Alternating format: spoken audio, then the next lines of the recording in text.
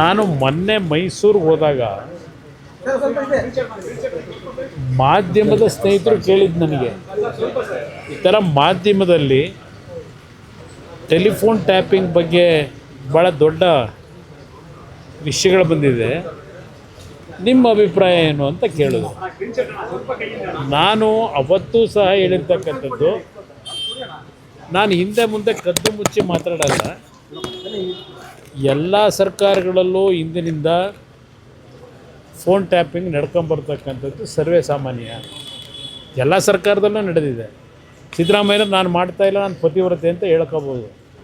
ನನಗೆ ಗೊತ್ತಿದೆ, ನಾನು 2 ಬಾರಿ ಮುಖ್ಯಮಂತ್ರಿ ಆದವನು. ನಮ್ಮ ಮಟ್ಟದಲ್ಲಿ ಅದು ನಾವು ಮಾಡದೇ ಇದ್ದರು, ಮುಖ್ಯಮಂತ್ರಿಗಳ ಮಟ್ಟದಲ್ಲಿ ಮಾಡದೇ ಇದ್ದರು. ಇಂಟೆಲಿಜೆನ್ಸ್ ಅಂತ ಒಂದು ಮುಖ್ಯಮಂತ್ರಿ ಕಚೇರಿಲಿ ಇಟ್ಕೊಂಡಿಲ್ವ ಅವರ ಸುಪರ್ದಿ ಒಳಗೆ, ಆ ಇಂಟೆಲಿಜೆನ್ಸ್ ಅಧಿಕಾರಿಗಳು ಮಾಡ್ತಕ್ಕಂಥದ್ದಕ್ಕೆ ಹಲವಾರು ಸರ್ಕಾರಗಳಲ್ಲಿ ಇದು ನಿರಂತರವಾಗಿ ನಡ್ಕೊಂಬಂದಿದೆ. ಇವ್ರ ಸರ್ಕಾರದಲ್ಲಿ ಈಗಲೂ ನಡೀತಿದೆ. ಇದು ಕೇವಲ ಈ ಕುರ್ಚಿಗೋಸ್ಕರವಾಗಿ ಇದು ಇಂಟೆಲಿಜೆನ್ಸಲ್ಲಿ ನೀವು ಫೋನ್ ಕದ್ದಾಲಿಕೆ ಮಾಡ್ತಿರೋದಲ್ಲ.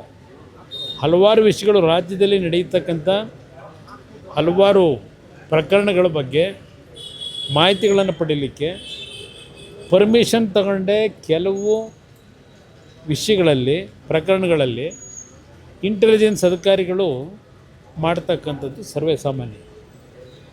ನಾನು ಇದನ್ನೇ ಸತ್ಯ ಹೇಳ್ತೀನಪ್ಪ ಅಂತಕ್ಕಂಥ ಒಂದು ಹಿನ್ನೆಲೆಯಲ್ಲಿ ಹೇಳಿದ್ದೀನಿ ಅಷ್ಟೇ. ನಾನು ಮುಖ್ಯಮಂತ್ರಿ ಬಗ್ಗೆ ಆಗಲಿ ಇನ್ನೊಬ್ಬರ ಬಗ್ಗೆ ಚರ್ಚೆ ಮಾಡಿಲ್ಲ.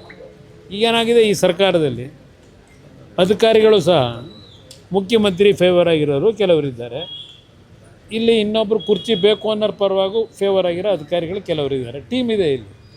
ಆ ಟೀಮ್ಗಳು ಇದನ್ನೆಲ್ಲ ನಡೆಸ್ತಾ ಇರ್ಬೋದೇನೋ ಅಂತ ಹೇಳಿದ್ದೀನಿ.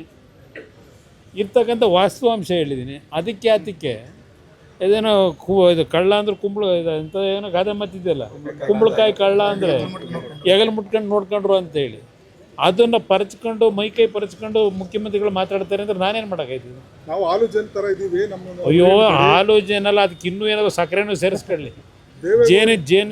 ಜೇನು ಸ್ವಲ್ಪ ಕಡಿಮೆ ಇದ್ದರೆ ಸಕ್ಕರೆನೂ ಸ್ವಲ್ಪ ಸೇರಿಸ್ಕೊಳ್ಳಿ, ನನಗೇನು ಅಬ್ಜೆಕ್ಷನ್ ಏನಿಲ್ಲ. ನಾವ್ಯಾಕೆ ಅಸೂಯೆ ಪಡೋದ?